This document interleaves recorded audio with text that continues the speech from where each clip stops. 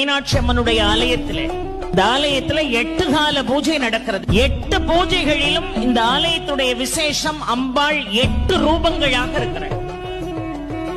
அகிலாண்ட கோடி பிரம்மாண்ட நாயகி 8 ரூபங்களாக காட்சி தருகிறாள். அதிகாலையிலே அதுக்கு பேரு பிராஜசந்தி என்று பெயர். அந்த பிராஜசந்தி வேளையிலே அவள் பாலாவாக காட்சி தருகிறாள். 6 to 8 நாழிகை அவள் புவனேஸ்வரியாக காட்சி தருகிறாள்.